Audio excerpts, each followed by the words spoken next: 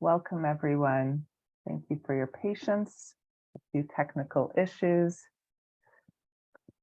Welcome to our big ideas in mental health as we talk about the importance of protecting the well-being of 2SLGBTQIA+ kids. So grateful to have you all joining here. So grateful to our awesome panel of amazing speakers. We have so many wonderful people, youth, parents, community advocates, doctors, social workers, therapists, psychologists, politicians, community leaders, helping us begin to think about this incredibly important issue. I do want to begin with a land acknowledgement, and I want to invite everybody who's joining us to join with us in the chat. This is a webinar, so the way to interact is through the chat. And if you aren't familiar, at the bottom right of the screen, it says placenames.mapdev.ca. And if you go there, it's an interactive map that even tells you how to pronounce different names. So please join with me and acknowledge the name of where you are located.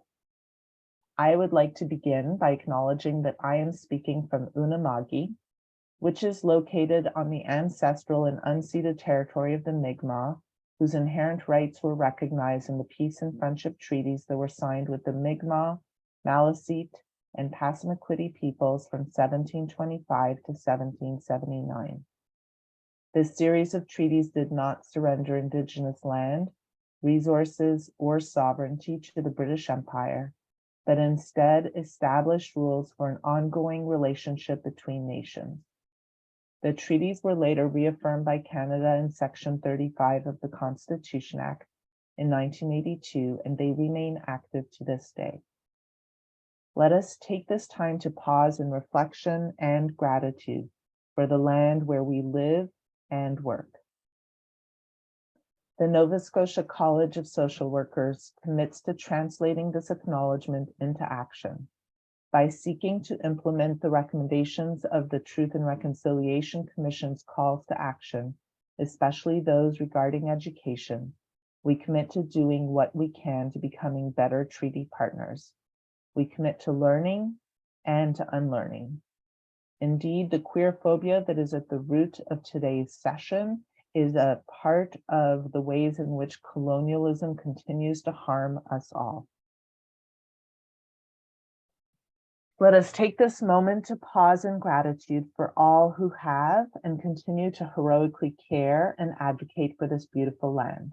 May we join them in this sacred work. Let us ground ourselves in the wisdom of the land-based Mi'kmaq teachings and values that we must all begin to learn. Let us work to decolonize ourselves, our practice, and this community that we share by working for justice for all living beings as an expression of our gratitude for being here. Let us take a deep breath and recenter ourselves away from the violent ways colonization fills our world and fills us. Let us take a deep breath and work on letting go of the unconscious bias that is everywhere, inside and out. May our session today lead us to be in right relationship with this land and with one another. Walalu. Thank you. When we acknowledge the land, we also have to acknowledge the wisdom of this planet and align ourselves with its truths. Today is one step towards this process. We are gathered together because of a letter that we wrote that emerged from a collective of concerned professionals who were realizing that there was a lot of unintentional harm. And this letter that I'm going to briefly overview can be found on the Nova Scotia College of Social Workers website under our blog. And there's a link to the We Have Power guide, which is our advocacy toolkit that we co-created with Legal Information Society of Nova Scotia. And we encourage everyone listening who cares to look it up and contact your MLA and join us in advocating for change for this or for other issues that you feel passionately about. Today, we're really here to talk a little bit about the ways in which conversion practices, not just conversion therapy, but conversion practices can cause tremendous harm. This is part of the sexual orientation, gender identity, or expression change efforts, and it's a collection of practices that have recently been passed as illegal across Canada. And the Community-Based Research Center, if you're not familiar with it, has a tremendous amount of resources specifically on this and did a tremendous amount of research about what these practices are and the deep trauma. It is identified as core identity-based torture because it can attack our personhood and self-identity that can cause deep and lasting trauma. And some of the research findings talk about the tremendous trauma and the need of resources and the need for more education and funding on this. And if you go to Legal Information Society of Nova Scotia, you'll see a guide that talks about the conversion therapy ban and gives more information about this. So we wrote a letter in June that is the grounding of our Big Ideas panel for today. And in this letter, we talk about how we became aware, health professionals, doctors, therapists, of the tremendous need for there to be updated guidelines that will align with the new laws and will ensure safety for kids. And we're advocating for first voice representation at every single table where decisions are made that can affect the education and well-being of children. And we want to see updates for the guidelines for supporting transgender and gender non-conforming students. And we want to make sure that those updates include first voice perspective. And we want to talk about the ways in which there are identified gaps in the laws, policies, and practices, the ways in which people are implementing this. So for example, and we're going to hear a little bit more, some gender neutral bathrooms do exist in Nova Scotian schools, but they're often locked. And therefore, even if they exist, staff may be concerned that students are using them to smoke. And even though that seems like a really good intention, what they're actually doing is causing tremendous harm because the people making decisions are not first voice. And unless there's first voice representation that is integrated into decision making, these variations are going to continue. And these are actually part of the conversion practices that are actually illegal. And so that is part of our letter. And we wanted to share this with the Minister of Education, the Minister of Health and Mental Health, and a variety of other leaders that we sent this to. And we did receive just recently a response from Becky, Minister of Education and Early Childhood Development, who wanted to let us know, and we will be sharing this back with her. In fact, this recording is going to go back to her. And we wanted to let her know that we are concerned. And she said that she is committed to continuing to honor and respect and work in collaboration with all of us in order to update the guidelines. And so we want to make sure that those updates include first voice representation in all of our voices. And so today's panel is part of what we are hoping to give back to her. So please feel free to contact your MLAs to let them know that this is a priority to you as well, and to thank them for their continued support of queer and trans youth. We're going to begin with the letter from a parent. And I'm sharing this letter because this parent did not feel comfortable speaking, and that speaks to a degree of safety that is lacking that we absolutely need to work collectively on. So I'm going to read this letter because this parent wanted their voice to be included, but was not comfortable speaking themselves. This is the parent of a 5-year-old trans child. He was confident about his gender from a very young age. At 2.5, he repeatedly corrected me that he was a brother, not a sister. At 3, he figured out his pronouns. Mummy, if he is a boy and she is a girl, then I am a he because I am a boy. We started affirming at home, then gradually looped in others, often at his request. When he started pre-primary, he had socially transitioned and was using his new male name. My little guy goes to an elementary school in Halifax Regional Municipality. The school is not overt in their discrimination. In fact, any teacher I've spoken to directly has been quite supportive. They are not burning flags nor calling him names. But the thing is, they just aren't mentioning his existence at all. They aren't giving kids any information about gender diversity. The messages kids are getting are implicit and normative. I heard from a parent with older children at this school that when they did try to host some special education on gender diversity for older grades, there was parent backlash. So they put the special education on hold. This school seems to have chosen the road of ensuring no one is offended about what's being taught by not explicitly teaching anything. They seem to be forgetting that not acting is an act. They seem to be forgetting that the implicit message that is given by the storybooks and math problems featuring only cisgendered children is that there is a right and wrong way to be.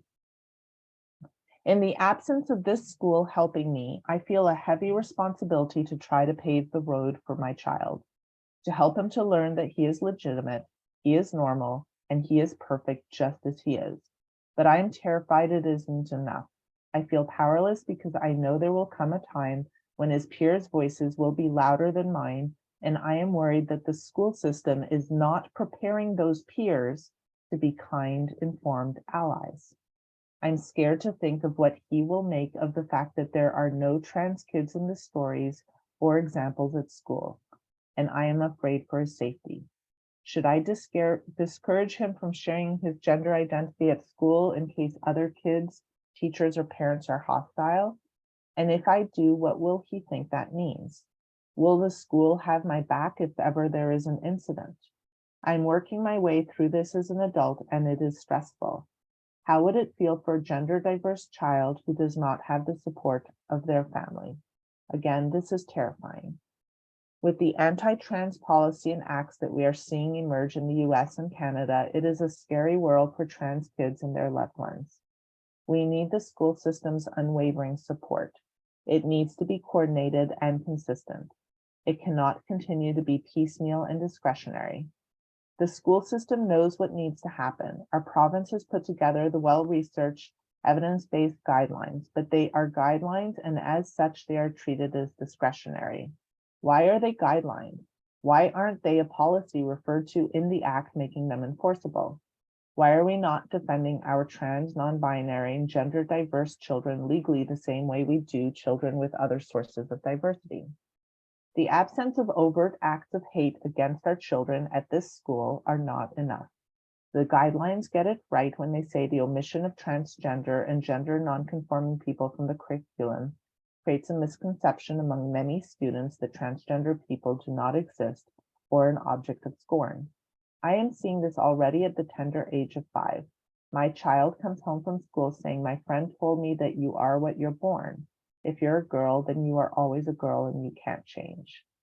I don't think my 5-year-old should be the one explaining gender diversity to his peers or his teachers. So my ask for this group would be to advocate not only for gender inclusive curriculum, but for schools to implement the guidelines and push for the integration of gender diversity in day-to-day interactions with schools, to prepare teachers to talk effectively and inclusively about gender, to respond to any pushback they may receive. I would ask that we ask our school system to stay committed to these principles, even in the face of dissent. Sadly, home is not a safe place for many gender diverse youth. School has to be for trans children, and we need to hold our schools accountable. So with that, I am going to stop my screen share, and I'm going to now introduce Graham, and I'm going to invite Graham to share a little bit from his perspective. Graham? Hi there, my name's Graham. My pronouns are he, him. I'm 18 years old from here in Nova Scotia. And as we know, mental health care is incredibly important. Queer, trans, non-binary youth are a little more vulnerable than other youth, and BIPOC, trans, queer youth even more so. And school is the only safe place, or the safest place, that many of us have. It's also the only resource available if you don't have any other access or don't know where to look. You saw that little sexual health, like the flash of that slideshow there.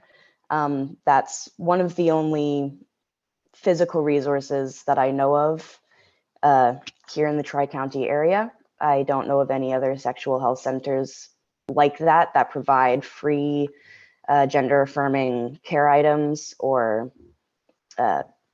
people to talk to in the South Shore, or in smaller communities like Liverpool, Shelburne. So it's hard to access those services if you don't know where to look and can't find them. There's a whole bunch of things that we need access to in schools, one of which is queer inclusive sex ed, because it's just not something that's talked about. It only focuses on the cisgender experience and the heteronormative experience. And queer youth could find not the best resources to get information from, to trying to find the right word here, kind of fulfill that need. As well as access to gender affirming medical care. That access is difficult to get if you don't have a therapist who is connected to gender specialists. And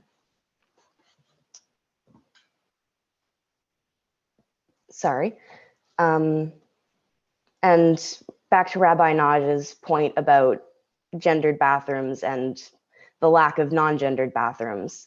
Parkview is the only school that I know of that has a large selection of gender neutral bathrooms. That is actually their only bathroom setup.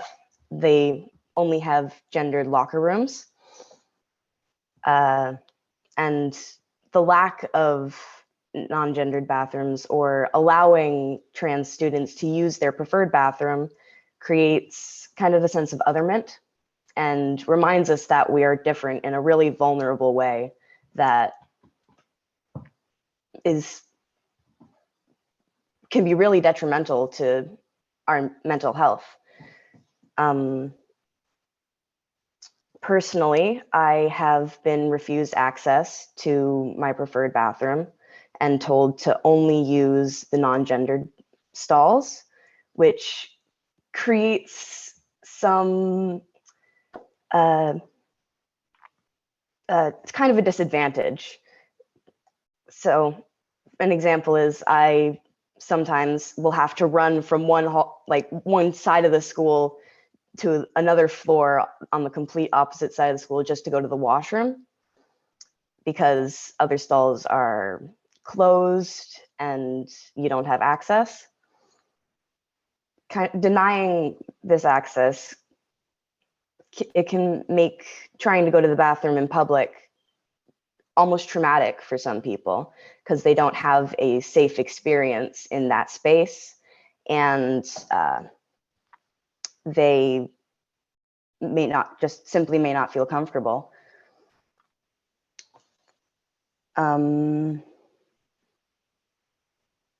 Sorry.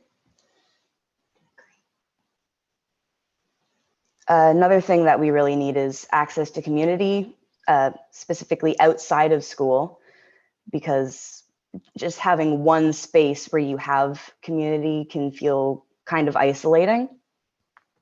Having visibility outside of school within your community, knowing that there are queer adults who have gotten through what you're going through and similar experiences and are willing to help you get through what you're dealing with is it's kind of imperative. I think it's a little sometimes even more helpful than therapy, knowing that you are seen and you have adults who are willing to help you on your journey to becoming the person you want to be. We also need more safe spaces, again, outside of school, where we are free to be ourselves, free to be comfortable as much as we can sometimes in our skin around other people, feel seen and understood and connected with peers and adults who are safe for us. Another thing that I have noticed in schools is sometimes staff are unaware of a student's pronouns or possibly, apologies, lost my train of thought there. But You're some doing staff, great. Thank you. Personally, I had an experience at graduation where I was misgendered as I was getting my certificate. I know a lot of other students have had this experience. I needed to take a moment. I almost had to leave. I found it rather difficult. Invalidating almost. I've always used the same pronouns at this school. I've always gone by he, him. I've always presented as masculine. And it's kind of like a shot to the foot. And hurts a lot more than some people would expect.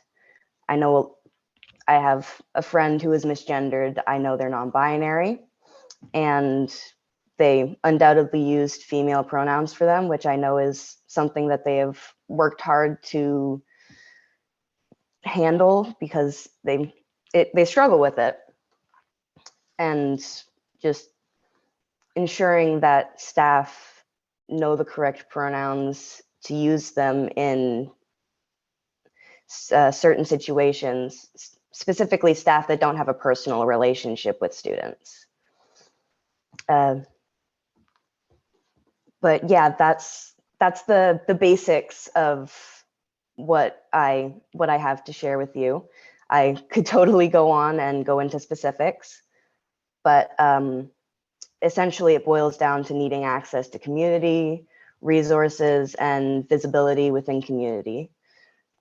Schools should set students up for success to help us become the humans we need to be in the world to make us functioning people. So thank you for allowing me the space to talk and share what I need to. And again, just thank you. Thank you so much, Graham. I hope you're taking in all of the love, and there's so much love that is coming at you right now for your courage and bravery in giving voice and also making sure your friends' voices are heard. And of course, I hope that you take in how there's a whole wraparound of different healthcare providers, community advocates, and parents that are here to support and advocate. And here is a parent right now. So Tanya, Thank you, not just a Graham, so social much. worker, but a parent. Yeah, thank you, Graham, so much. I said to Naj earlier this morning, I've been teary even before I got here, and you sharing your story now just it really just touches my heart. I have been a social worker for 22 years, but I'm here today as a parent, as a mother who has had the privilege to raise my son. He's 23 now, but came out to me when he was 10. And I should say before I even start, I have spoken to my son Terrence to get his permission to share his story. I wish so much he could be here with me. I am going to show you really quickly so you can see that there is a person. This is the person I'm speaking of. He's beautiful and Black and queer and amazing. And I'm so proud of him. So I will just start by saying, any parents that are watching, when your child tells you who they are, believe them.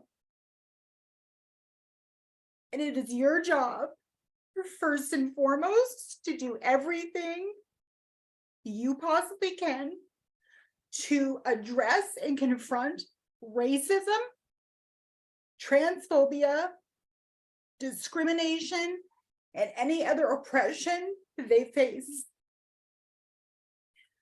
Okay, I'm going to try not to speak the whole time and cry. I'm going to try to.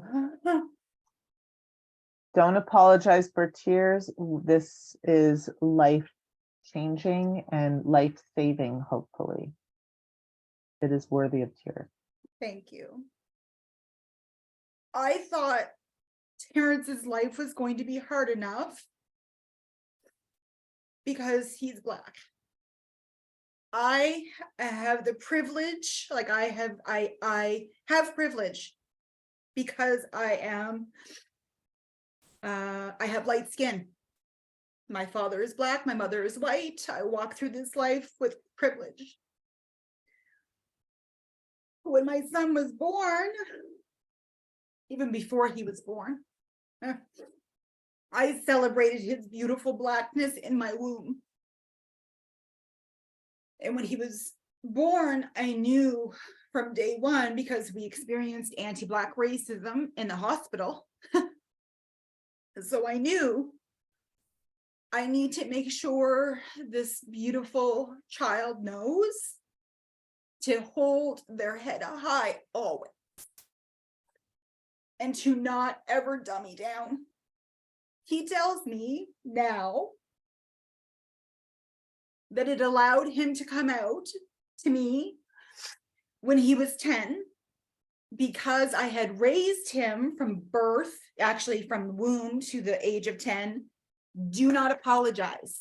You are amazing and you are fierce and you are just everything. And that's how he's conducted himself. You know, when he came out and we started to get resistance from schools, because we did. And I should say, my kids, I'm from the East Coast, but my children were born and raised in Alberta. Lots of services, lots of people. But that being said, yeah, there's lots of services, but the discrimination and the transphobia that he experienced in school in particular. So Graham, when you're talking about school needs to be a safe place, the harm that was perpetuated against my child.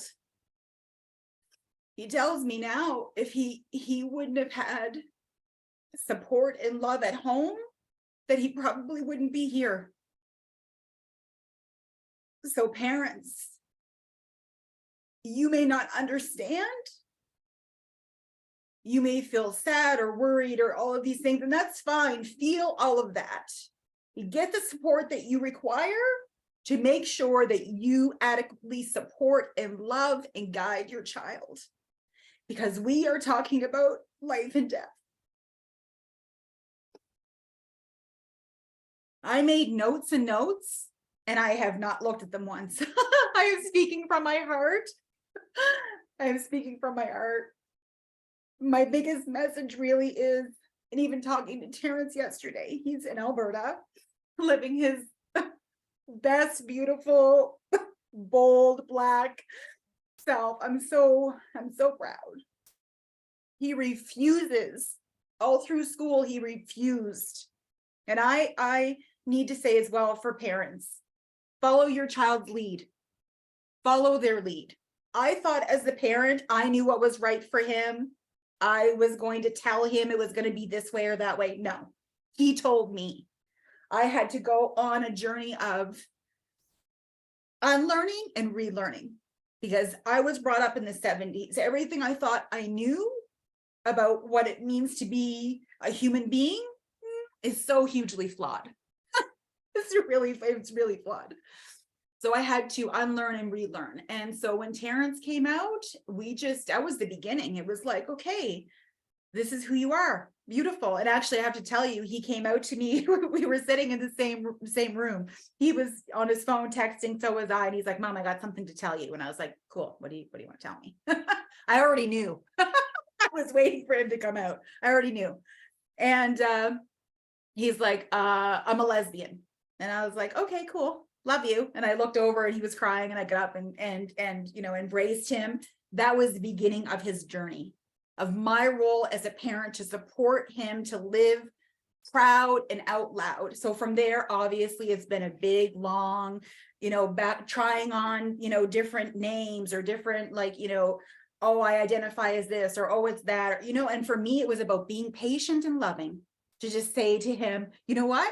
I'm here to help you figure this out. Everything from even changing his name and his gender legally and giving up that birth certificate and getting a new one, like all of it. We've been through all of it. And when he went into high school, his first day of grade 10 in a large Alberta city, and was assaulted the first day and called a racial transphobic slur as well, his first day. And you know what? This school, I wrote letters, I had the RCMP on the phone, I was pushing, getting into good trouble is what I call it. My son and I have always, that's what we do, we get into good trouble, and have always just said to him, you know what? These guys might not do the right thing, but we're going to continue to do the right thing and put that pressure on. He was the one who demanded and wrote letters and finally got their first in the high school. A lot of kids in this high school, like 1,500, 2,000 kids. There were no gender neutral high schools. We had to start somewhere. He didn't feel safe using the male washroom because he was dealing with a lot of teenage boys who were just so aggressive and hateful towards him. Teenage girls as well. I mean, he got it from both ends. The principals were like, we're not ready for this. We don't know where to put him. We don't know, we don't think we can allow him to go on the trip to Hawaii because, is he going to sleep in the male dorm or the female dorm? They just, honestly, in some ways, I felt like it was like the 1950s. They no clue. And I went in many times and was like, you guys need to educate yourself and figure this out now, So I really just would really say to parents, put pressure on those schools, write those letters, show up for your kid, and it is your job to make this life easier for them so that they can show up and live their true, authentic life. That is your job as a parent. When I first had him, I thought it was, I thought he's a reflection of me, oh, my little mini me, or, I have all these dreams and things that I want my child to be and whatever. No, put that aside. That is that's not why he is here. He is here to live his life. And I have the privilege as a parent to watch and to celebrate and to support him.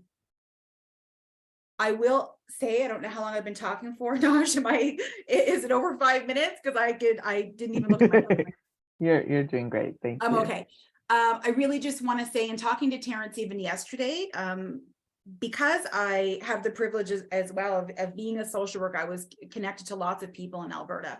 So I knew really early on to make a referral to, it was what do you call it, when a program is, it was a pilot program for transgender kids at the Children's Hospital in Alberta. So I got him into that really early on. Now it's quite large, and they have full-time plastic surgeons and psychiatry and like all of it, you know.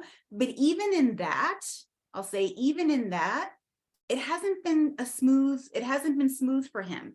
Even within the clinic, he's had to deal with plastic surgeon, for example, that not at that particular clinic, but another one, because he's transitioned to the adult stream now, but even deal with like plastic surgeons that don't get it and still continue to try to put him in a particular box. That a man is supposed to look this way, that your surgery should be this or it should be that. And Terrence, thank goodness, still continues to reject that. He refuses to be placed in a box. He is going to be who he is and either get into it or move aside. And I really feel so privileged to be able to observe and just bear witness to his like rebirth, and to watch him live this beautiful life. So Graham, thank you so much for sharing so much love for you. And really, I don't think I'll say anything else. I had so much I wanted to say, but you're I think doing great. Those are the biggest messages for me, especially in speaking as a parent. Educate yourself, like seek out supports and services, and always follow your child's lead. They know who they are. My son knows who he is. He's always known.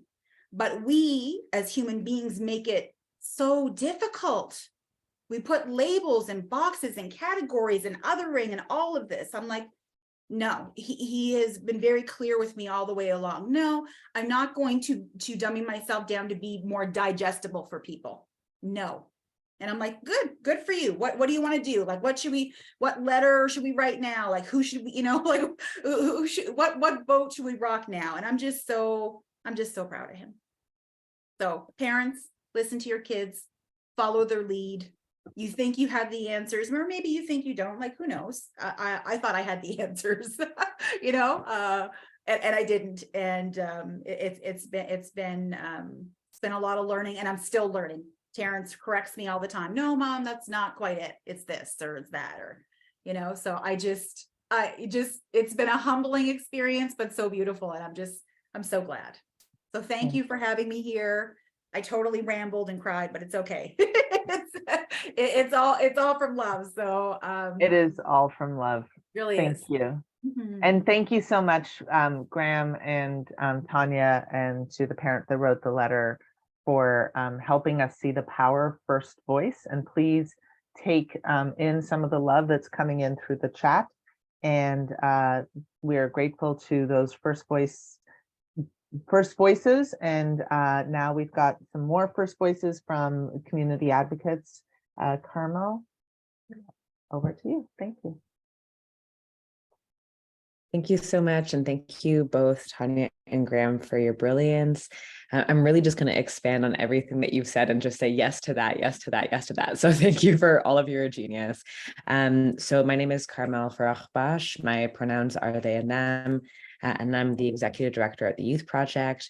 And outside of my paid work, I'm also a trans person navigating the world through contexts of employment and healthcare and community. And so really resonating with what has already been shared, and also thinking about the importance of having trans and gender nonconforming people in positions of leadership within the nonprofit sector.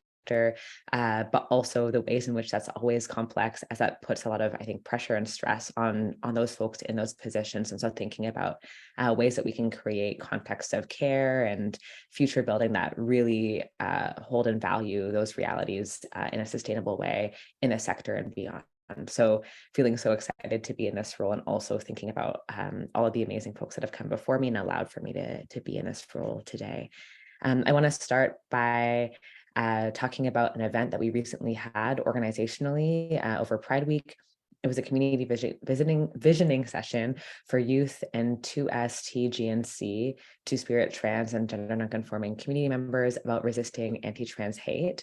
And we have a resource coming from that discussion soon that will be available through our website. But what I will say is that our big topics that were covered that were just resounding spaces of need and support were healthcare access, housing, employment, education, and building community power and capacity through public pressure.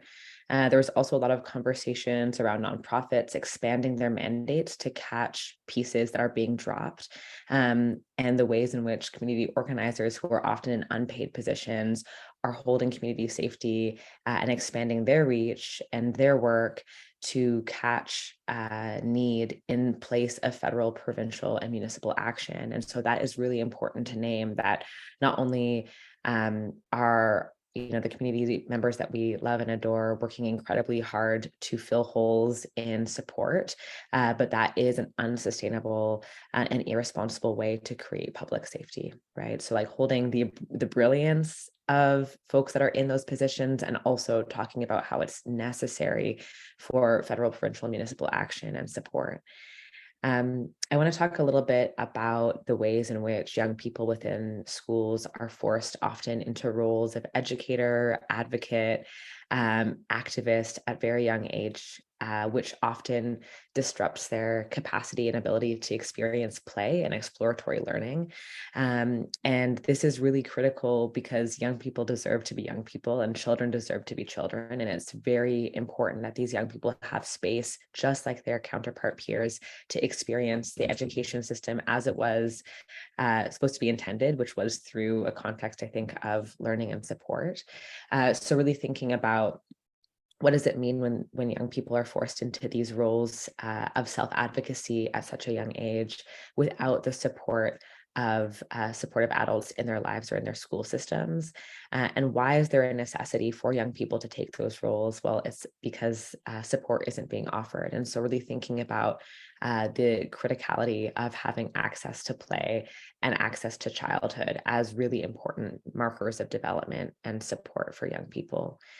And kind of like to continue with that thought process, we understand that there are a lot of youth, especially within this province, that have non-supportive home and housing spaces. So school, as Graham was saying, becomes the space where connection to supportive peers and connection to safer adults is imperative in childhood development and safety.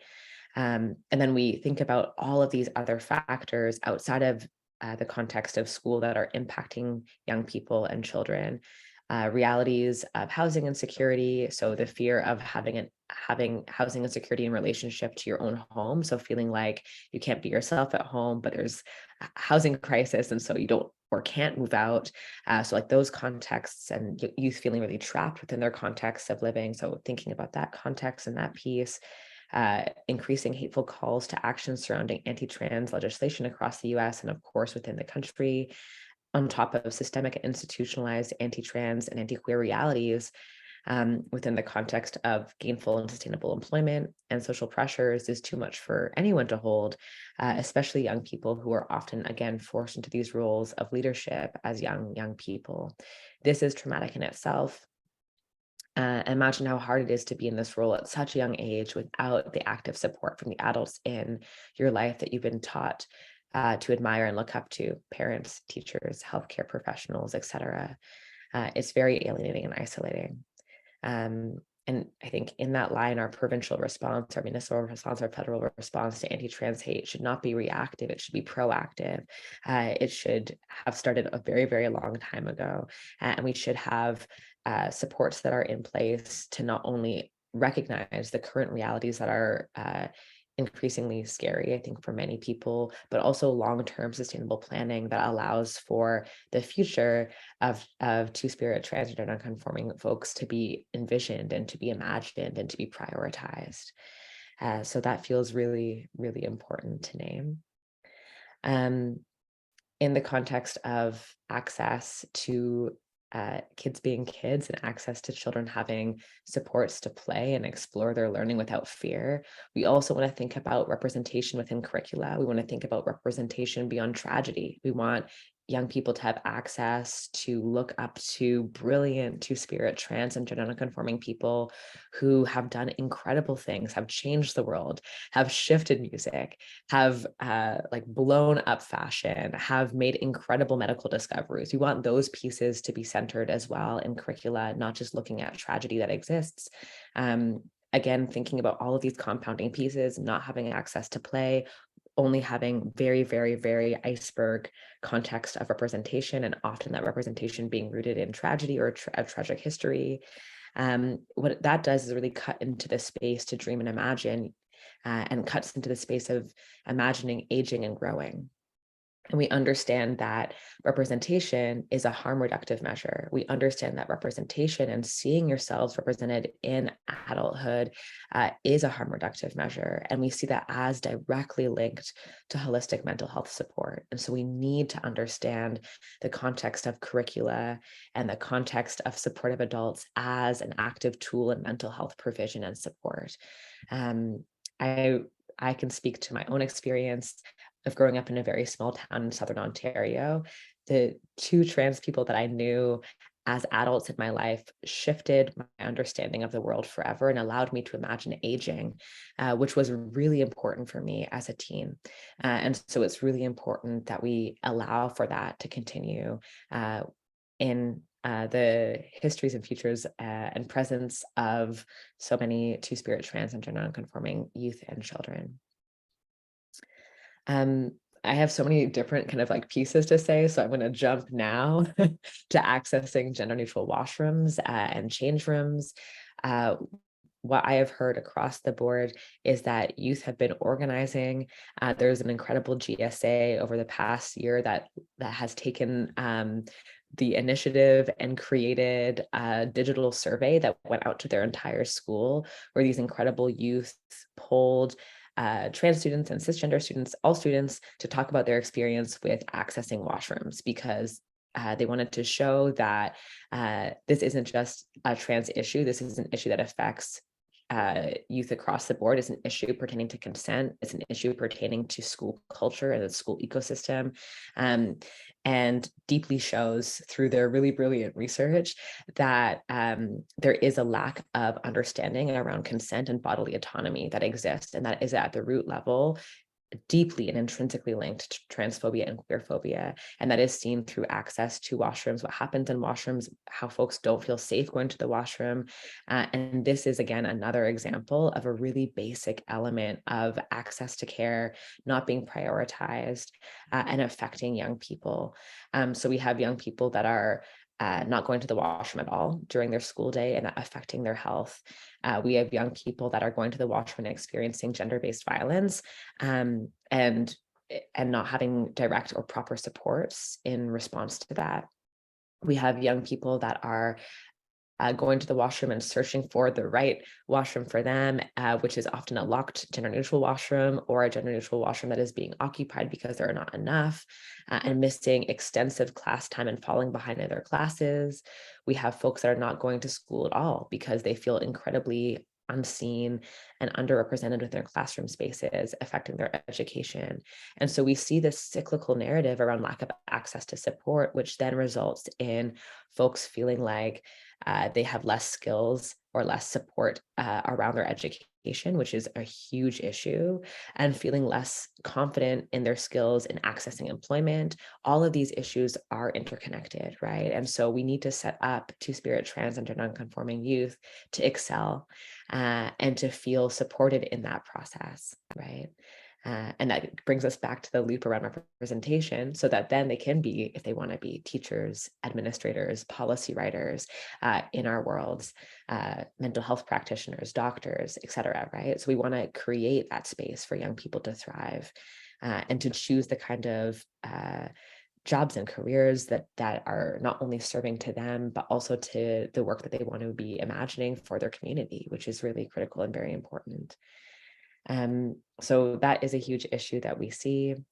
So that is impacting youth and children in a physical capacity. It is impacting youth and children in a mental health capacity and social capacity, right?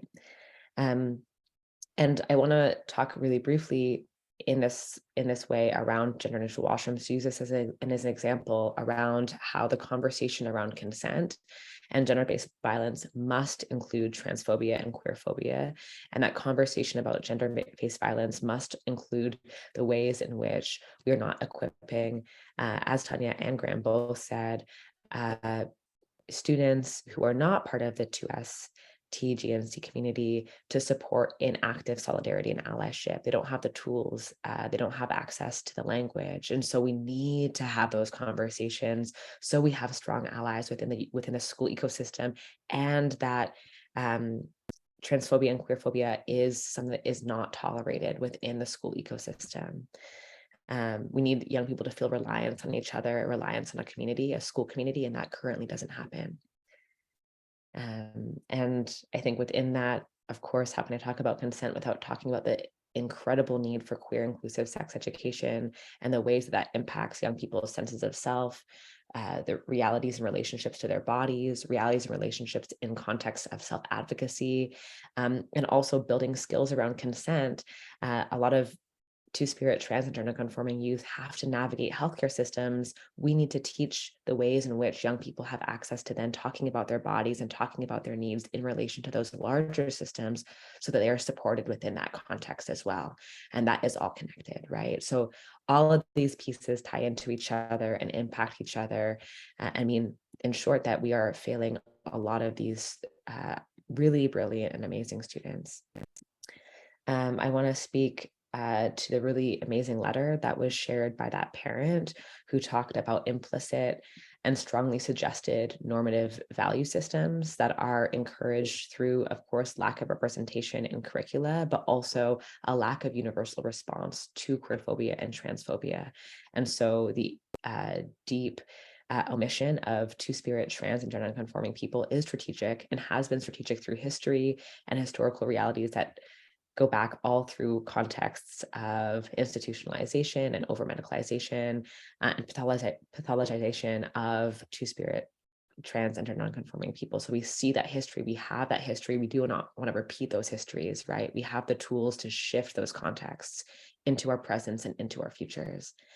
And so really thinking about the ways that we can support change by having proactive policy and understanding that response needs to be universal across the board, so that there are teachers and educators that know the tools and have the tools to respond to transphobia and interrupt transphobia. And also, even before that happens, create a classroom space where exploratory learning and play around gender is encouraged and supported, right?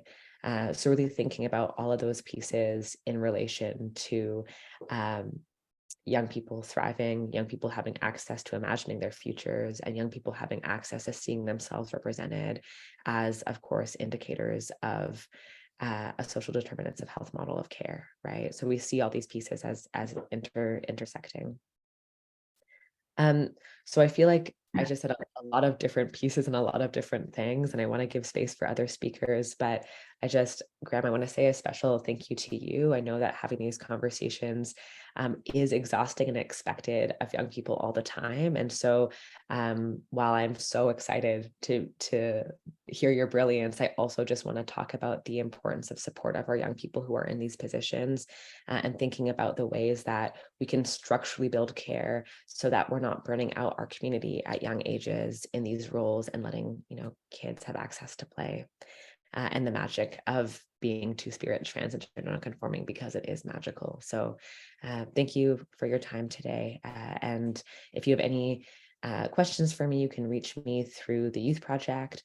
And so we have a very active Instagram, and you can also reach me over email, and I'll put my email into the chat. So website, Instagram, and also email. Thank you so much, folks. Thank you so very much. And thank you, Veronica from Cape Breton Transgender Network. Hi, everyone. Yes, my name is Veronica Merrifield. My pronouns are she, her. I'm the founder of the Cape Breton Transgender Network, cbtn.ca. I want to thank Tanya and Graham for both your courage in speaking here so openly about your experiences. And I know how difficult that is, but also how representative that is. I speak with a lot of parents and youth, some who have good experiences because they have the education, they work at making it work. Parents who have young children who come out to them and they work hard to help those children through various schools. But I also deal with a lot of children a lot of youth who have both hostile home environments and hostile school environments, and how difficult that is for them to navigate. Having at least a partially supportive school system does help them enormously if they have a hostile home environment. It's one of the few places that they get to be or allowed to seek the help that they need to be able to talk to people. And this is that piece where that representation becomes so important. I know we're running probably desperately late now on what we're doing here, and I didn't want to speak for too long. Carmel has spoken about a lot of the things that I would probably have spoken about, so I don't see that there needs to be a lot of repetition there.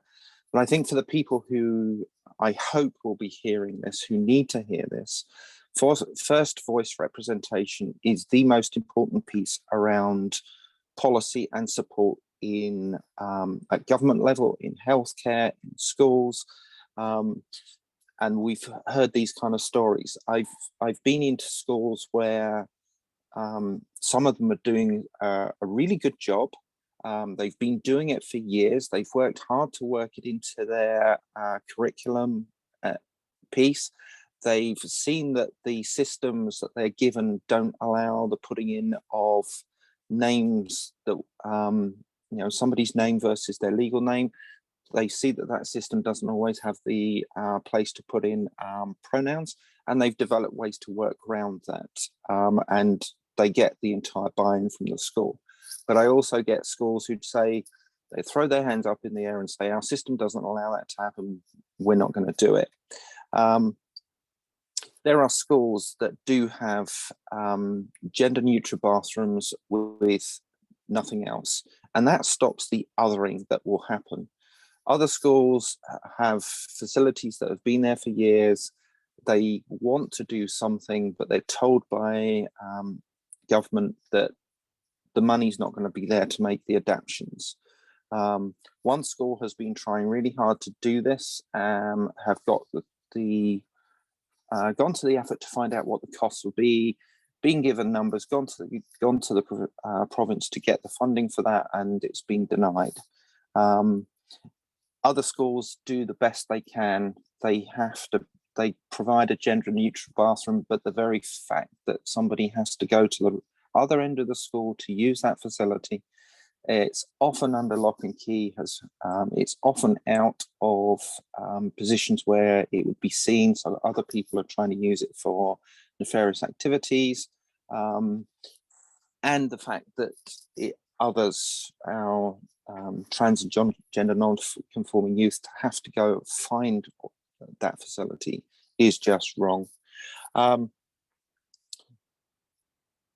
First voice has to be the place that we come back to every time when we're forming policies. So the Minister of Education needs to get first voice representation around the table. Minister of Health needs to have first voice representation around the table. Each school needs to have that first voice representation around the table. This is where things like the GSAs become so important, because those representative voices have a community, but are also able to affect policy in the schools. In the work that I do, I'm moving further and further into the towards early childhood education. The letter from that parent talked about the 5-year-old. My own experience was knowing who I was as a 4-year-old. I didn't have the language. My parents didn't have the language. 50 years ago, the language was very, very hard to find. There's no excuse for that now. And having early childhood educators come to me looking for training gives me hope that we are moving in the right direction, and that piece of education for all is happening, but it's too slow, and it needs to be accelerated. Having the guidelines is great, but it's not policy. It allows schools to do what they want to do. And those that do well typically are those that do have some form of representation at them or have had at some point. But there's too many schools that really aren't doing that well, and it really is down to those of us who are providing wraparound services and advocacy. And I'm going to say I was only meant to be speaking for 5 minutes, so I'm going to be nice and thank everybody for what you have said, a lot of which I would echo. And again, thank you for your courage and bravery for being here and speaking out. And if you need anything, please reach out to me. Thank you so much, Veronica. And obviously, I think we need a whole day or week-long conference on this, so stay tuned. But for now, Dr. Taylor. Hi, my name is Dr. Taylor. You can call me Cameron. I'm a third-year psychiatry resident physician working out of Central Zone these days, but I do travel around to the other zones in Nova Scotia at times as well. I don't have necessarily a bunch of professional experience yet, as we're kind of moving it. This is the point in our training where we move into that child-adolescent kind of sphere. But just my kind of lived experience growing up, kind of being exposed to a lot of kind of conversion practices and that side of things. So I kind of, I've seen things from that side of the things. And then also with that, I grew up going to school in this province. Things were different in the, the 2000s and 2010s when I was going to kind of public school, but as much as things have improved, it's evident from what everyone else has been sharing, there's still a lot of room to go there. So I don't have too much to say, just that it's been a pleasure to hear everyone's kind of perspectives on this, and everyone kind of sharing, very deeply from the heart, and it means a lot, and it's very powerful. So. Thank you so very much. And thank you, Dr. Zink, as well. So grateful to have you, not just here, but for everything you do across the province and the country. Thank you for the invitation, and to everyone who's spoken already, both from professional and personal experience. I echo everything. My name is Sue Zink. I'm a child and adolescent psychiatrist at the IWK. I'm also currently Assistant Dean of Student Affairs at the Faculty of Medicine. I've been working professionally with trans and gender diverse youth and families since 2007, and I have watched our network of clinicians grow across the province. But I look at the reactions on the Zoom screen, and we have the choice of sending love, applause, a thumbs up, and then there's this sort of laughing, which is great, but there's a shock open mouth emoji. And I wanted to send that up for some of the things I was hearing, but I couldn't, because I'm not shocked, and I ought to be. So for any educators or members of the school board or advisory boards who are listening or watching later, take note clearly of what youth are being asked to do in the schools. It's absolutely unacceptable that we have school administrators asking students themselves to advocate for their own safety, to advocate and educate staff members. It's causing real harm. I can speak to that both as a clinician and a parent. Many of my patients come and tell me that they're being asked to present to this, school administration or to educate other students about their situation. Why is this happening? I think because schools need more training, but also I think there really does need to be that first voice at every level. I really appreciated the letter of response from the Minister of Education that was shared today. But it's very clear from reading it, although it was a brief preview on the screen for me today, that she's quite satisfied with the policy set by the Department of Education, and she should, but it's the implementation of that policy that needs oversight. So how on earth can one Minister of Education oversee what's going on in every school in Nova Scotia? I don't think that's possible. So I would love to see something, you know, very clearly, not just a diversity and inclusion representative on the different school board regions, but also someone who's kind of actively reviewing the implementation of this policy. Because as you've heard, and I hear it in my practice as well, bathroom accessibility is poor. Those that are accessible are targeting zones for students, getting notes passed under the door or people banging on the door. You know, many of us will have seen the film Hidden Figures several years ago about the fantastic mathematician who had to run across the NASA campus to get to the bathroom. And, you know, that was meant to shock us as an audience. Well, that's happening for our trans students all over schools. And some of whom, because of the aggression they're experiencing behind that door or when they approach that door, are holding it, which has actually got some health impacts. So we just want to say again, thank you to the student parents and those who are speaking today. I'm trying to stay on a unique path. So I do want to let people know that there are clinical resources available for parents who are really struggling. So parents out there who aren't getting their needs met by their primary care provider or have greater and more complex communication needs. The community mental health clinics in Nova Scotia Health Authority for Children and Youth and in the IWK do offer family sessions and family therapy to support. Now, of course, you have to have a willing party for that, but it is important to know that those services exist. So for those of you who are wondering, you can contact our central referral, your local community mental health clinic. There are unfortunately wait times for this. So the funding and the support and spread of parent community groups is essential, such as what they do through PFLAG, because it provides parents with that sense of normalcy. So I'm going to go back to one point, and I forgot to set my timer, so now I'm going to do that. You are good, Dr. Zink. Okay, thank you so much.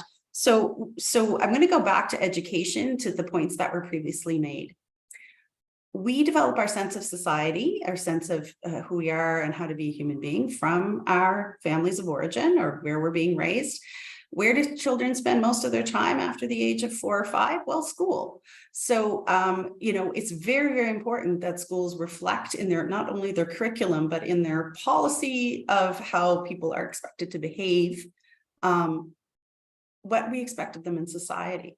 So currently the human rights code is not enforced in high school. So a student can actually go from their grade 11 classroom into the hallway and be called transphobic names, abuse, slurs, racist epithets, anything, and then walk out the door to their Tim Hortons job, for example, and where that would be completely forbidden. So we're giving students a very powerful message about, you know, hidden curriculum, what's acceptable behind closed doors, away from the teachers, away from authority. We can't police everything that comes out of a student's mouth, but what we can do is when they're young, set expectations about what society is like, what pluralistic and diverse societies look like, and that is simply not tolerated. It can simply be a comment by a teacher when someone makes, you know, in the learning environment at the appropriate age, a reaction that recognizes they don't have any understanding of diversity, all the way to, you know, a direct consequence for students who violate this. Right now, we're so far from that, having students advocate for themselves. You know, I have one patient who recently was told to stand up for themselves when they're actually being physically aggressed, that if they stood up for themselves, this wouldn't happen. So it's beyond belief, some of the downloading of responsibility that's happening within our school system. So I think it's really important to know that there's real tensions behind that. I'm going to shift quickly to another aspect of this. We have vestigial leftovers from some of the cultural and religious beliefs that have shaped our society. One of my other identities is a Christian, and I'm a practicing Anglican. And I have no conflict in being able to support gender diversity and sexual orientation diversity in that role. However, many parts of our society don't view this that way through their religious or cultural lens. And so again, speaking to educators and policymakers, it's really important to recognize those aspects that have formed some of the administrative structures in our society that may not actually be operational in a secular government or educational office, but they're still operating as normative values. And as a result, a lot of educators and educational policymakers are afraid to introduce educational materials that are controversial. But, you know, again, we're not creating a secular educational system in order to create a world that everyone can feel comfortable in. Our educational system is, or should say the majority can feel comfortable in without controversy.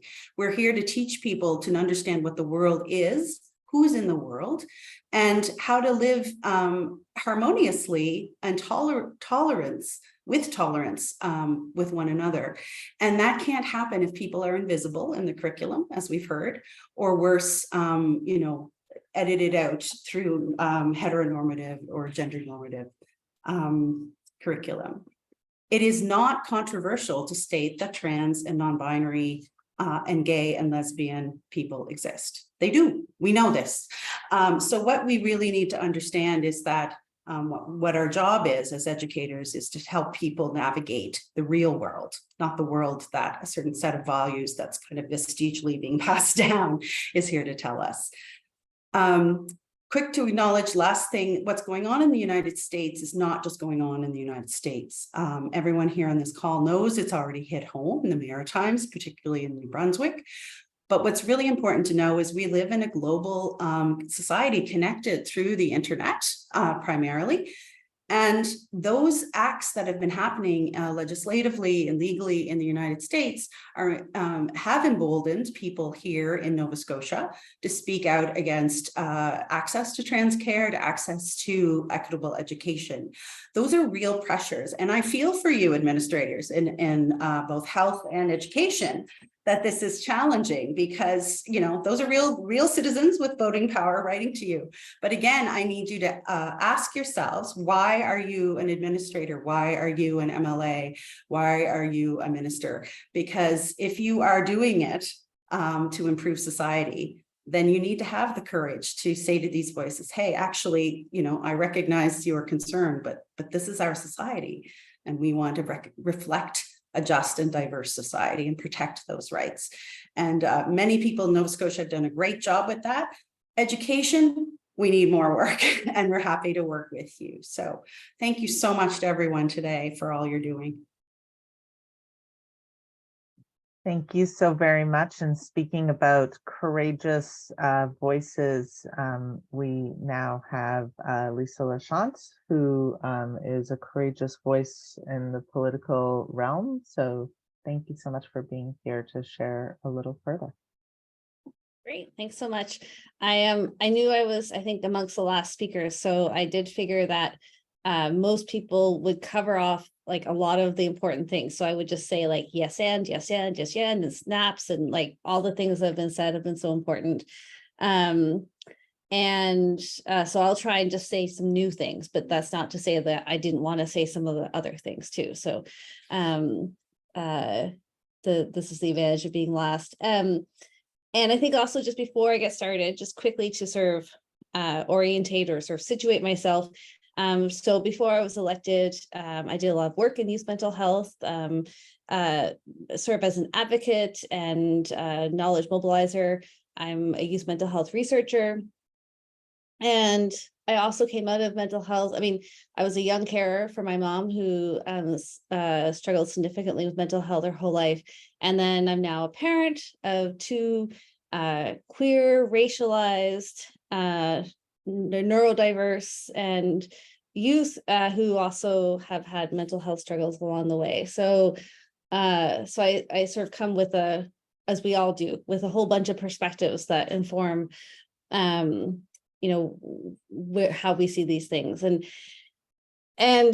you know, I often think about sort of like a social ecological model where, you know, we have like the individual and the family and the community and the outer circle in terms of policies and frameworks and that sort of thing. And that is where I find myself these days. So I was elected as an MLA in 2021.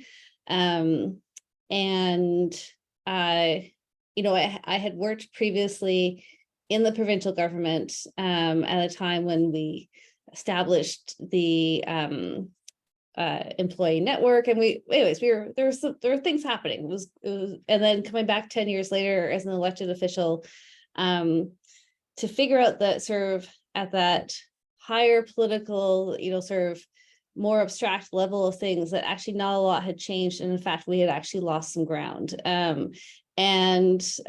So in the last 2 years, I've been trying to figure out from this current position, you know, kind of how I can be supportive, what's lacking, who needs to know about it, who needs to be connected, and how can we move some things forward. So but like everything that people talked about in terms of anyways, I'm just gonna try and focus on the political stuff, but like all the other stuff is really probably way more important, but I'm going to focus on this. So I think, you know, Carmel talked a lot about representation and about, you know, the importance of being able to dream a life, right? To imagine a life. And so I think this is where, you know, from my perspective, where I sort of sit and think about things. So right now in government at the political level, we don't have a minister responsible for 2SLGBTQIA plus issues.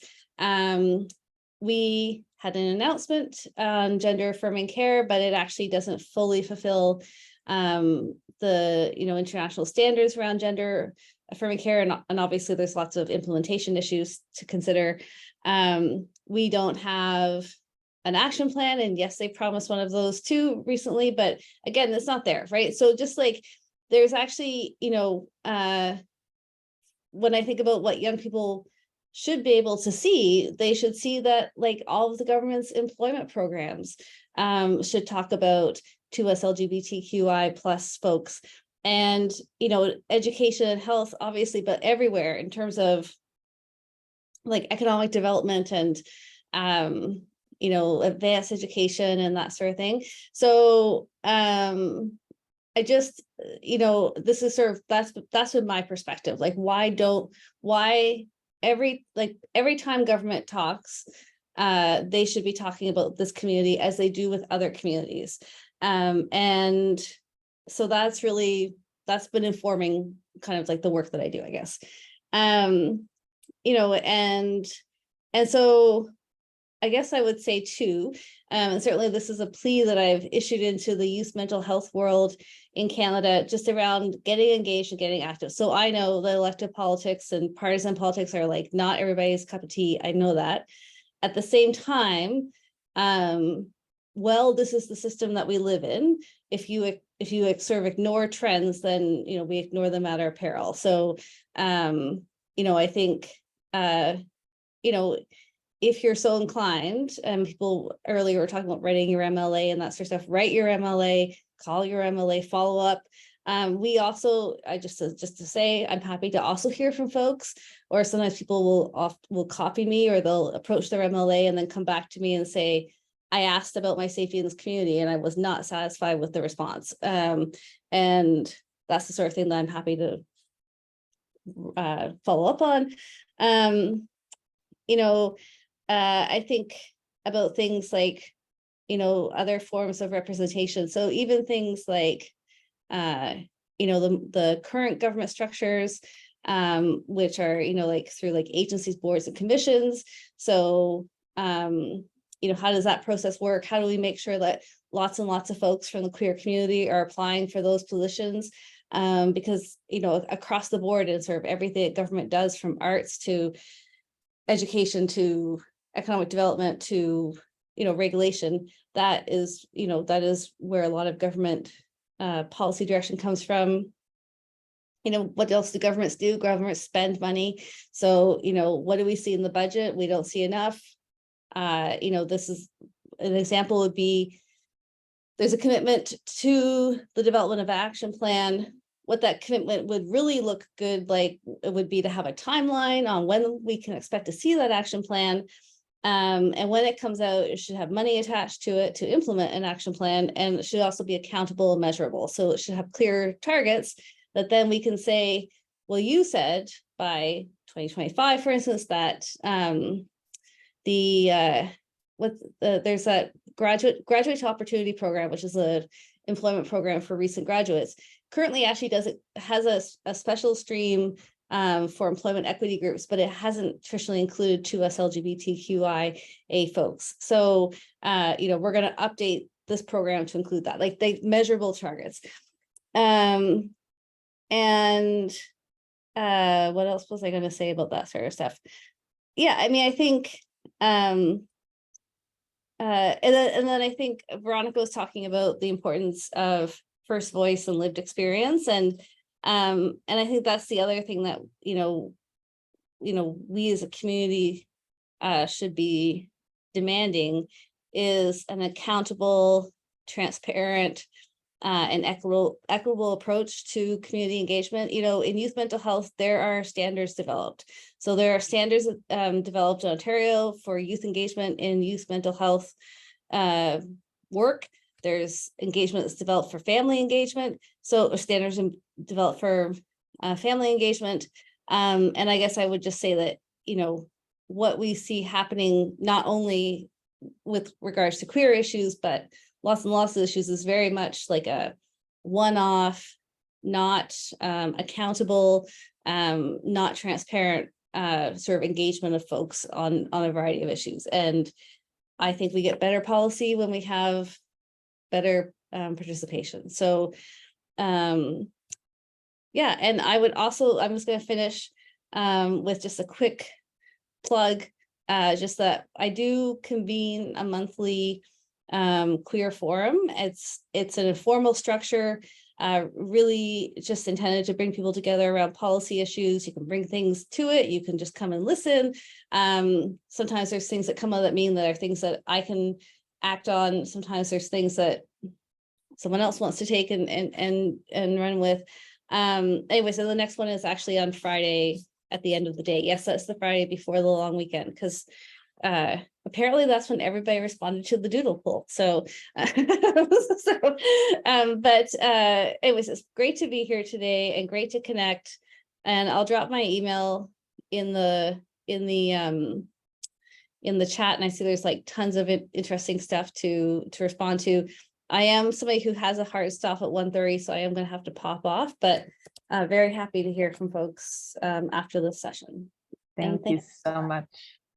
Thank you so much. And thank you to Dr. Zink, who's doing amazing stuff in our chat as well, and everyone that's putting great resources.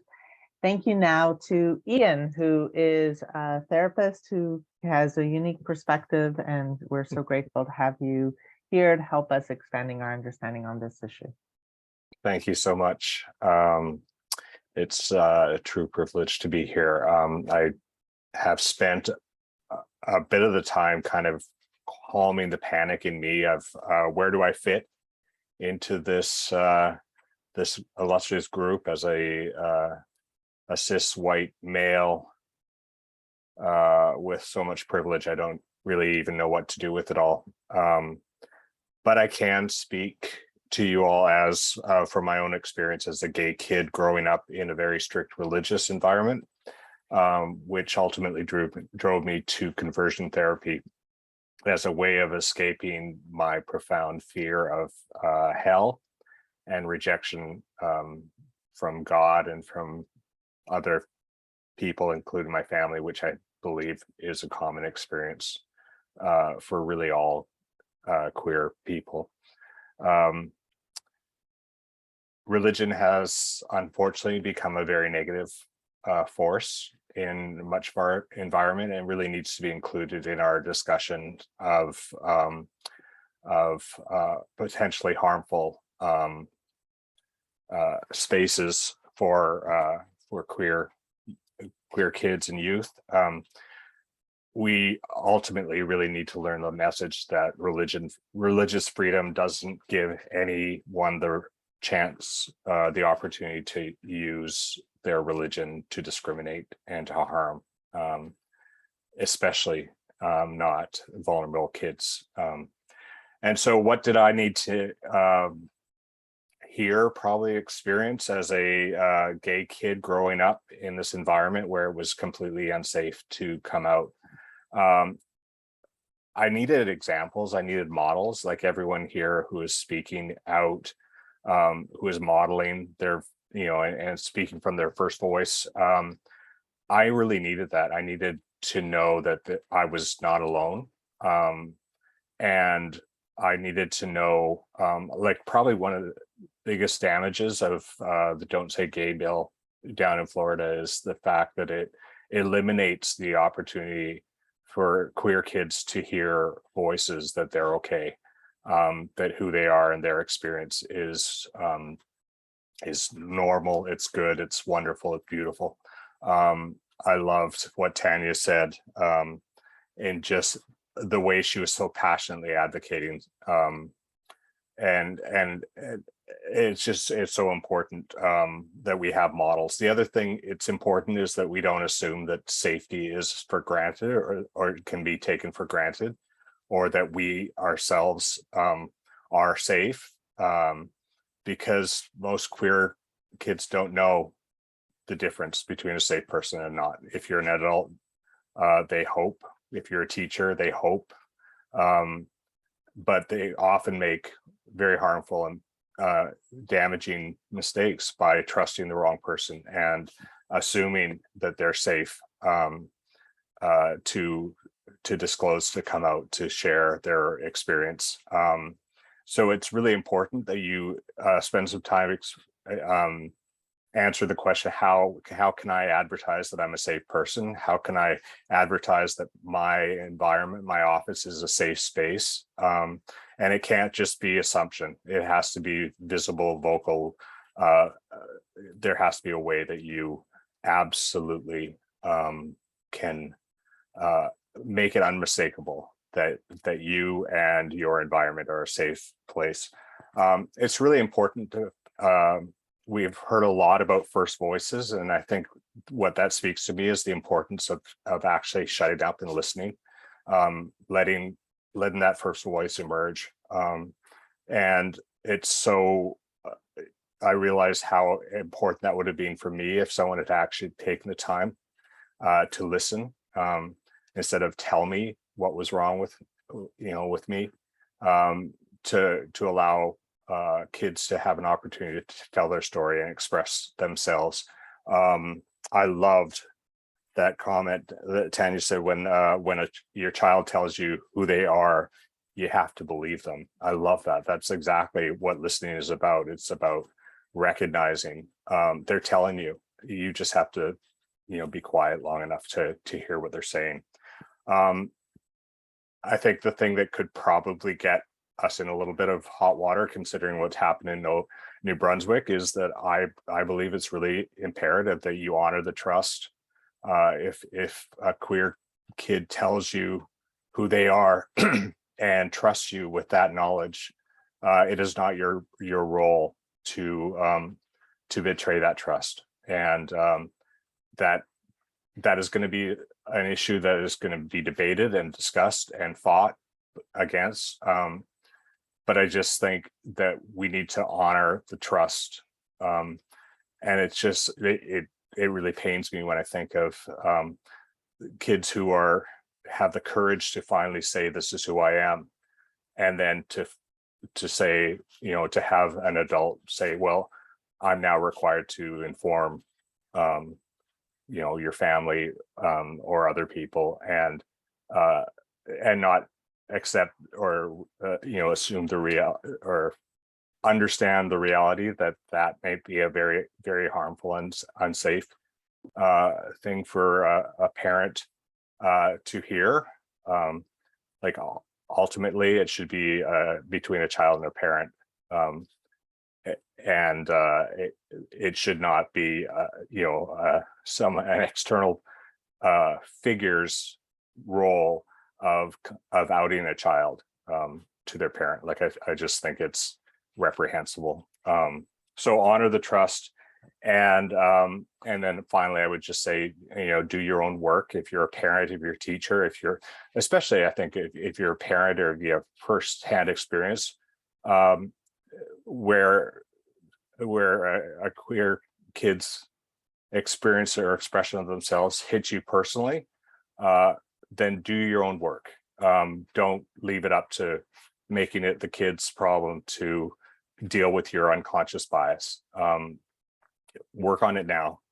Work on the assumption, if you've got kids or if you're a teacher, how am I going to respond if a kid, if my kid or my student comes out to me? How am I prepared for that? And especially if there's a negative reaction, you need to work with that, because again, it goes back to that safety. If you can't establish safety, then it's highly likelihood that you're going to miss the opportunity to support and care for a beautiful, precious kid. So thank you for this time, and absolutely wonderful and an honor to be here with you all. Thank you so very much, Ian. And Gary, thank you so very much for sharing your perspective. Thank you. Gui, hello, bonjour, everyone. My name is Gary Dart. I use they, she, and he pronouns, and I am queer and gender fluid, and I currently run Pride Health. And I'm the only person that works at Pride Health currently within Nova Scotia Health and the IWK for the whole province. So it's, often when I talk about Pride Health, particularly with community, they're like, oh, thank everybody from Pride Health. I'm like, I am everybody. This is it. Hello. Thank you. A lot of people think that we have lots of money because we're the government and a full team of people, and that somehow we can do this all on our own. No, I'm here to tell you absolutely not. And thankfully, I have a lot of support from so many people that are panelists today, so much community, and so many things that we are able to do, and internal connections that we have. I like to say in all of the groups that I have lots of thoughts and opinions, and I tend to share them, no matter who you are and where you sit within the government or within community. If you don't want to listen to me, that's totally fine. But I think it's really important to voice that. And I don't care if you're a senior director or the CEO. Doesn't bother me at all. I always think of myself as a community activist first voice. I have a lot of opinions and I have a lot of knowledge. And I am a Nova Scotia Health IWK employee way down the line. What are they going to do? Fire me? I don't think so. Good luck. You'd have protests at your door. So it's so important to speak from that voice and uplift voices from various marginalized communities, including many of you, in this work within both of these organizations and with the Department of Health and Wellness. So I just wanted to give a quick overview of what Pride Health is and what we do, and then speak a bit about our expansion as well. So right now we have myself, so I am the coordinator of Pride Health, which I'm actually underpaid and only just became full-time over the past year. Before that, I was part-time. And other folks that do the exact same job for Indigenous and African Nova Scotian populations are health equity consultants. So they are management level positions and have been full-time for longer. So as the only paid queer and trans person within both of these organizations, I'm actually paid less and have less of a position than other people doing the exact same job. So when we talk about tokenism and discrimination, yes, this is mostly talking about youth, but when we're talking about the supports and the people that are advocating for that internal change, that's also important to talk about. So even as many of our queer and trans ones that are lucky enough to transition into adulthood, what are the positions? What do we have available, and how can we advocate for ourselves? And thankfully, this is now changing. But It's only through years and years of advocacy. So I do everything from education. I run our internal Pride network. So for any Nova Scotia Health or IWK staff, we have monthly meetings. I run clinical supervisions. I go to Sue's supervision for children and youth. And most of the services that I'm able to provide are mostly for adults and some kind of older youth. And we really try and connect folks to care through our navigation service. So we do have some people casually working in our navigation service, and we're finally hiring into that position, hopefully for this fall again. So then we'll have a full-time navigator. And the navigator helps, older youth and adults get connected to gender-affirming care, primary care providers, to mental health clinicians, to a variety of services surrounding STBBI testing and treatment, abortion care, all of those sorts of things. Really, we want to expand it to the broader 2SLGBTQIA plus community, but with our current amount or capacity that we're able to do, it's mostly for trans and gender diverse folks because they need it the most, to be frank. I do a lot of education, as I mentioned. So within the Pride Network and in cahoots with myself at Pride Health, we ran Winter Pride the past 2 years. So our first year was 5 lunch and learns. This past year, we ran a 500-person virtual conference for all 50,000 Nova Scotia Health and IWK staff that wanted to attend. We maxed out at 500 people, but now they have access to all of our recorded sessions. So there's 27 sessions that anybody that works at Nova Scotia Health or IWK can take. Again, many amazing speakers. Veronica spoke, and like so many other people did incredible jobs speaking about their own lived experience and doing this work, advocating for change within our systems, in our policy, in our government. And I'm getting goosebumps just even thinking about it. It's such incredible voices that now any Nova Scotia Health or IWK employee has access to, which, we talk a lot about education and training being a big barrier to access to care, or a big barrier for a lot of med students and for people that work in this field. It's like, oh, well, I don't have the training, so I can't provide you that service. Well, that's no longer an excuse for anybody that works internally. And for those that work externally, we also have free MAME Pro accredited courses on gender affirming care, on pre-exposure prophylaxis for HIV, on gender affirming surgeries and aftercare, and on STBBI testing and treatment for 2SLGBTQIA folks. And these are all available at cbrc.teachable.com. So if you have a primary care provider, a mental health provider that refuses you access because they don't have the training, well, they just have to take this 3-hour course. They are also approved by MSI. So if they say, oh, well, I don't have the training, I can't write the letter for you, that's BS. They now can take these courses and actually have that approved. Any affirming care letter needed for hormones or surgeries, depending on what age they are, this is available. So one of my favorite quotes of all time is from an HIV researcher and activist. And she said at this international conference, the time for excuses is over. And I really try and live that day to day. And the time for excuses is over for when it comes to schools, when it comes to policy, when it comes to education, when it comes to healthcare. We cannot make excuses anymore. We have the knowledge, we have the experience, and we need to be listened to and heard. And we need for our trans folks not to be committing suicide. I mean, that's really what it boils down to. And so many people, Graham and Tanya and so many people here spoke about it, that really this is life or death. And I'm so tired of excuses when it comes to so many of these pieces of work. I again, my thoughts and opinions are this, and it's so important. One of the other pieces that I've done a lot of work on is around a pronoun campaign. We've been running for 2 years now within Nova Scotia Health and the IWK. We have posters. We have 2-pagers. We have there's going to be stickers available starting the 7th of August in every single Nova Scotia Health and IWK site for all staff. Again, the information is there. We just need to share it. We need to get it out there. And that's really been changing a lot on forms. So we're hoping to change a lot of healthcare forms.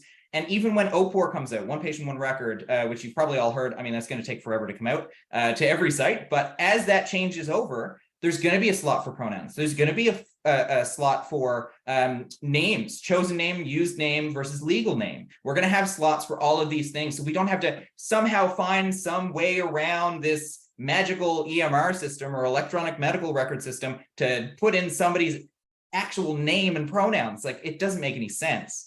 And often the biggest barrier is that, oh, well, we don't want to spend the money because OPOR is coming out. I'm like, well, there are currently people being traumatized and harmed. So we have an onus to make those changes now, regardless of what's coming out in 3 to 5 years' time. So again, it's these excuses that folks in higher levels of positions of power just don't want to do it. They want to be performative allies. They don't want to be actionable allies. And that is so important when creating these spaces of belonging. And again, I shout them from the 2 rooftops. We talk about EDIRA work and, you know, this inclusion work. I don't want to be included. I'm tired of being included. I want to have and work in a space of belonging. And I want to feel like I belong at Nova Scotia Health and LDK, you know? And if I don't, well, I'm going to advocate for it because I have that strength and that privilege to be in this position of power and to use my voice and uplift the other voices of my community members. And I guess one of the last things that I want to say is, you know, there's been an announcement about Pride Health expansion. I can't say much because nobody tells me anything. So there was an announcement that, you know, we're going to be having, you know, I think over $800,000 a year moving forward, starting later this year. And we will have a lot more staff. You know, lots of folks from various places and even the government is going to be like, well, we came up with this great idea. No, that came from my brain, actually. This expansion came from my brain and from me listening to my community about what they want. It's from the folks at GACNS. It's from folks like Sue Zink and people that I do clinical supervision with. We talked about all of these things. What do we actually need? What positions do we need? How can we support people? How can we include and expand our navigation service to the whole province? How can we connect with Indigenous and African Nova Scotian communities? And I took that plus the million things that I do in my job and created a bunch of positions. And we put that forward into a business case. And thankfully that got approved, although we haven't heard anything officially internally, but now the public knows, so it's public knowledge, which is why I can speak to it.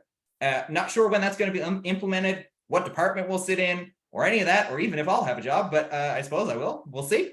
So just, you know, again, keep advocating, keep using your voices. And if you want to send me anything, please just connect. I love connecting with all of you. Again, I kind of went on a rant there, but anyways, we're here now. And I really appreciate you all so much. Thank you so much for inviting me. And please know that if you want something said in government, you know, and if it's something that I can put forward, please connect. I am quite busy and I'm so sorry for some of you that I have emails in my inbox, but I will get to you, I promise. Again, it's just a privilege to be a part of the shift that's currently happening in this province. So thank you very much and have a wonderful day. Gary, thank you so very much for all of your advocacy, for everything that you do, and do not apologize for the fact that there is not appropriate funding yet. And we are going to hopefully all continue to advocate for more funding because this is about saving lives, and it's really not even negotiable.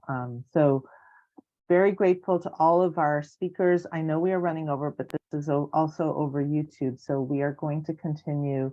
And we have 2 speakers that pre-recorded their comments. I also wanted to share from Sexual Health Nova Scotia, the information that was shared by Graham at the very beginning, the importance of Transformation Closet that is across the province as one resource amongst many for kids and gender non-conforming folks to be able to access resources. So please feel free to check that out as well. We're going to have a chance to hear now from Ray, who is a social worker with the Youth Project, and hear a little bit more on the important mental health implications of this issue. Good afternoon. My name is Ray Paul. I am a social worker candidate and the housing coordinator for the Youth Project. The Youth Project is an organization that primarily supports 2SLGBTQIA+ youth across Mi'kma'ki. We are located in Chibuktuk, and that's where I'm joining you from today. I want to give a little bit of an overview of what I want to talk about here very briefly.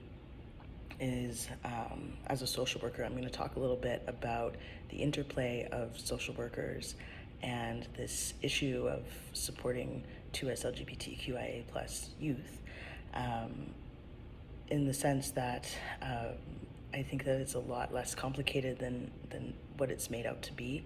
I'm going to talk a little bit about some of the barriers that I have experienced as a queer and trans social worker, also working within my community.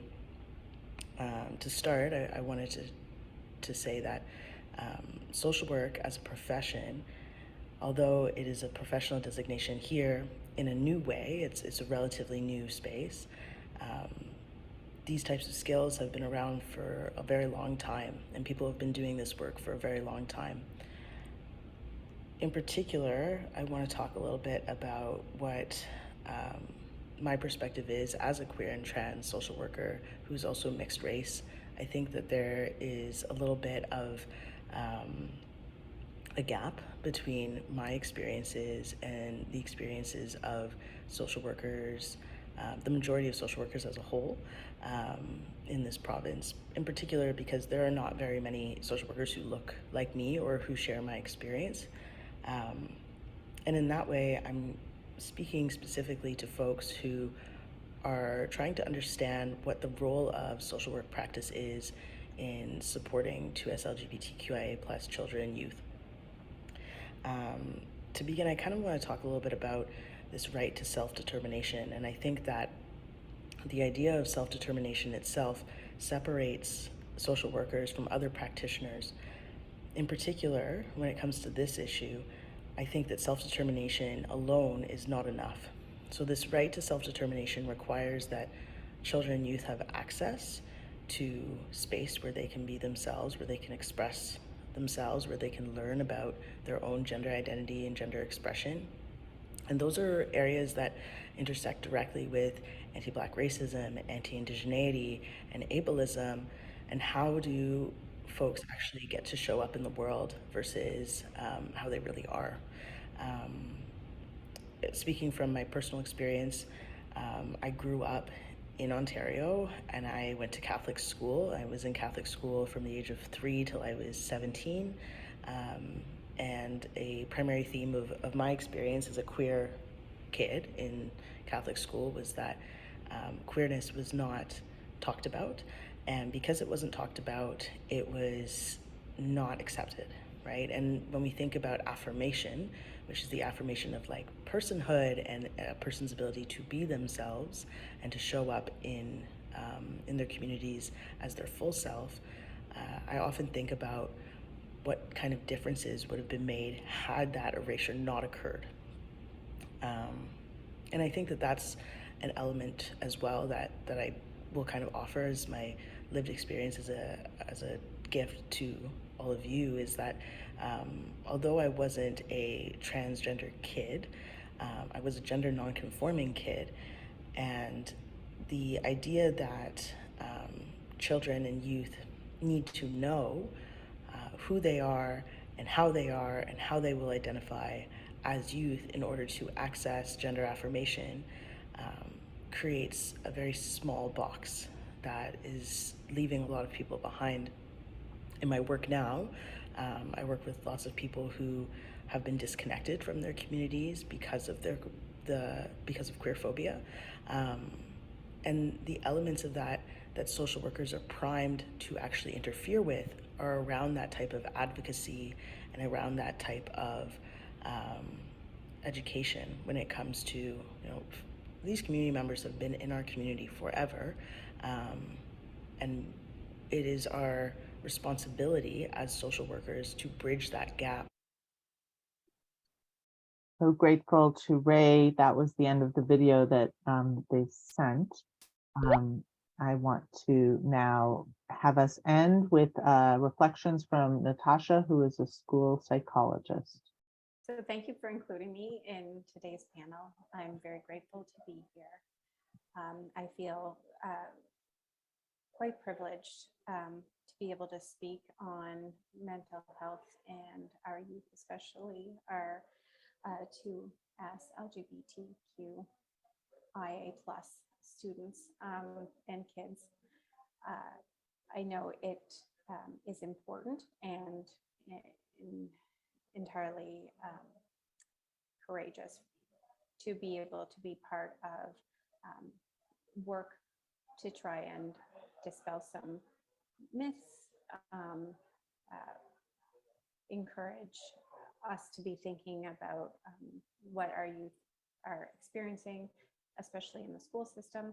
So as a white cisgendered woman, I'm coming to speak on what I experience within the school system. I'm also part of communities of learning with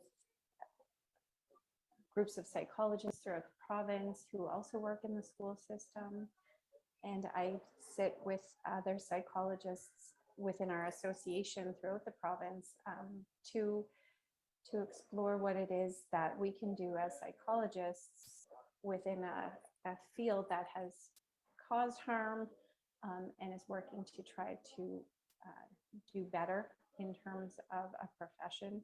And I think the opportunity to break down silos between our professions is so crucial to doing that work. As I sit here, I spoke with a number of people within the school system who are frontline workers with kids every single day. For me, I have my role, because even within the school system, we're all siloed.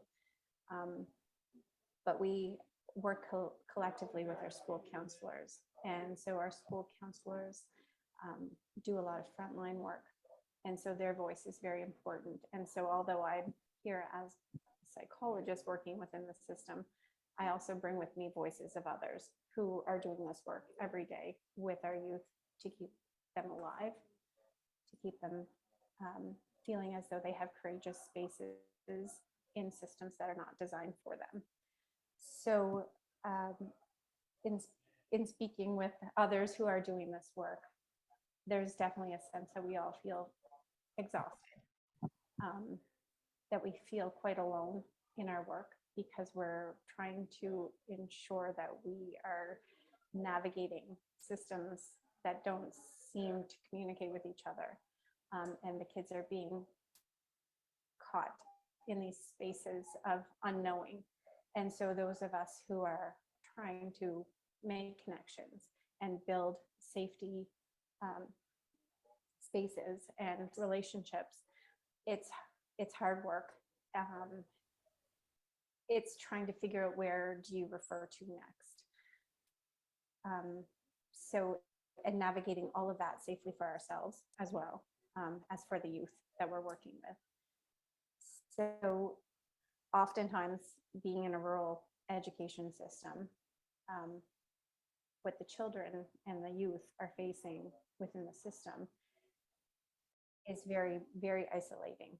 And so when they are able to connect, it's trying to support that navigation.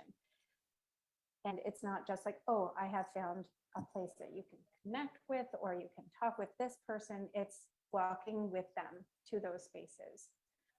If we've gotten a relationship with a youth, it's taken a lot of work. They have been in a school public system for a while, and they're aware that there is not a lot of places that they can trust. And so you work very diligently to try and build that trust. And so then you can't just send them out on their own. You have to go with them. If you find that youth do have connections to medical professionals, if they have the medical professional that they can connect with, it's really important that the relationship is there with that person as well. Otherwise, they're also not necessarily getting support in that way. So you may have to step outside your role traditionally, in the traditional sense that it's been designed, to provide support for youth beyond what would normally be your job. And so you're working hard to do those pieces. In terms of just within the world of psychology, in providing mental health to youth, we're limited within the school system because we are 1 to a huge ratio. And that means that what we're able to do is find those connections. That's why the voice of the school counselor is important. That's why when you have teachers who are advocates or allies for students, you connect with them and you build that community where you can. For a psychologist within the school system, our ability to provide mental health care is limited by our unbelievably burdened time and amount of schools and students. And so you over rely on your school counselor to do the mental health check-ins, to provide that safe and courageous space within the school for kids. And our kids are every day showing up to these buildings, trying to navigate the hallways, navigate basic regular functioning of being in a school, having to use a washroom within the facility of the school, having to navigate the locker rooms, and our system do. One of the school counselors I spoke with talked about how it's like you have to be on people all the time. You're constantly trying to be on the teachers to make sure that they're doing the work that they need to be doing to provide care, space for kids. And if you're not on them all the time, then things start to lapse and fall back into the status quo and the way of being. That has always been the case within the school system. So, you know, things get overlooked, just as simple as like having transgender washrooms that are easily accessible to youth. That seems like a no-brainer, but most schools sometimes will lock their doors. Sometimes they're just not accessible. Sometimes they're not checked to ensure that they have the right things within them so that someone can use the washroom comfortably and not find that they've gotten inside and now there's no even toilet paper within the washroom. And the impact that has. So we have youth who have to either go all day without utilizing the facilities or go off site and navigate their day that way. We have within our systems lots of pieces where there are teachers trying to deliver curriculum that is mandated by the province in encouraging all ways of knowing and knowledge around different gender expression and all of that. And those teachers who are providing the curriculum to the youth are facing backlash from the community. They're being trolled on social media. They're being confronted, and they're feeling a sense of anxiety about going to work to do their job. They're feeling a sense of anxiety about going to the community stores because they feel like, oh, this parent's going to see me. They're going to call me out in public, and they're just basically doing their job and doing it in a conscientious way. And so there's a lot of people that are feeling as though they're not doing enough to support youth because we're spread thin and we're not able to provide the care that we want to be able to. Our caseloads are too large. Our ability to support our youth in the day-to-day becomes difficult because of the amount that we have to take care of. And then our youth themselves are left to come to these buildings where they feel minimal connections. Some of them never feel like they have any at all and have no one to understand what they're facing. And so they're very isolated. And I imagine that that must be the most difficult piece. Some of them have no ability to kind of have a safe space at home or at school. And they still come to school every single day. They get on that bus and they come to school and they try to do their academic side of their work, but then they navigate through the day and have to put so much mental effort into figuring out where I go, when I'm going, how do I get When do I need to do this? And so they're putting all of this additional work on top of all of the academic demands that they have, which typically come with school. And we don't have great systems to support them. We don't have opportunities to connect them necessarily to community mental health, because those are in some cases non-existent at all. And so building connections and building opportunities for us to provide care to our youth, and to provide opportunities for us to support each other in doing this work is essential. And it's through pieces like this where we're coming together, where we're realizing that we don't need to do this work alone. We don't have to navigate these systems completely independently.